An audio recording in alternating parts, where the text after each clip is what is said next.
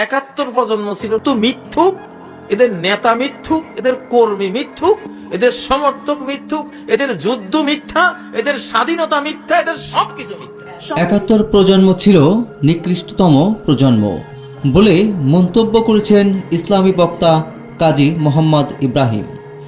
তিনি বলেন, ৭১ প্রজন্মের মতো খারাপ প্রজন্ম মনে হয় বাংলাদেশের ইতিহাসে ছিল না।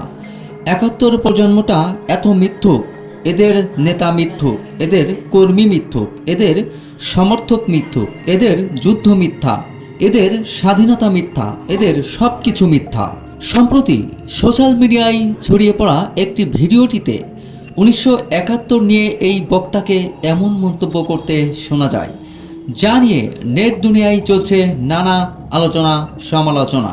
যেখানে তিনি বলেন, স্বাধীন হয়েছি ৪৭ সালের ১৪ আগস্ট।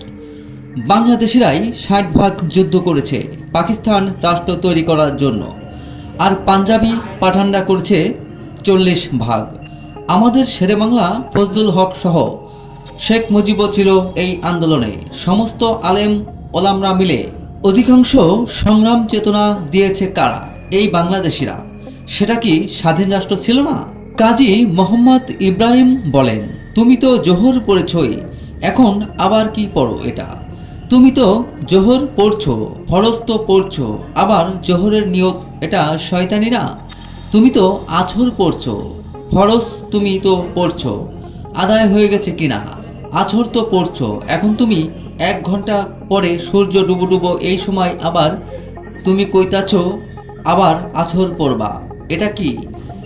তুমি যে ৪৭-এ স্বাধীন হইলা, ৭১-এ আবার পুরোটাই পিলখানার মতো ভারতীয় চক্রান্ত ছিল, পুরোটাই আগরতলা ষড়যন্ত্র মামলা, সঠিক মামলা ছিল। এই দেশ এই জাতিকে খুন করেছে ৭১-এ ভারত আর আওয়ামী লীগ মিলে, ঠিক নয় কি? পিলখানা দেখিয়েছে যে এরা বিদ্রোহ করেছে, ডাল ভাত বিদ্রোহ, শয়তানি কথা। এক পর্যায়ে এই আলোচক বলেন, যেগুলো ভারতের বন্ধু এগুলো বাংলাদেশের শত্রু, সাফ কথা। ডক্টর ইউনূস সাহেব, সকল ভারত বন্ধু বাংলাদেশের জঘন্য শত্রু, এগুলোর বিচার করেন, দরকার হয় বিচারের পরে আমরা ভোট পাল্টাবো। কোনো ভারত বন্ধুকে বাংলাদেশের কোথাও চেয়ারে রাখবো না ইনশাল্লাহ। আপনারা রাজি আছেন? আমি এটার ঘোষণা দিয়ে গেলাম, ইনশাল্লাহ আল্লাহর উপর তাওয়াক্কুল করে দিয়ে গেলাম। তবে প্রায় এরকম মন্তব্যযুক্ত তার আরও কিছু ওয়াজের ভিডিও দেখা গেছে ইউটিউবে।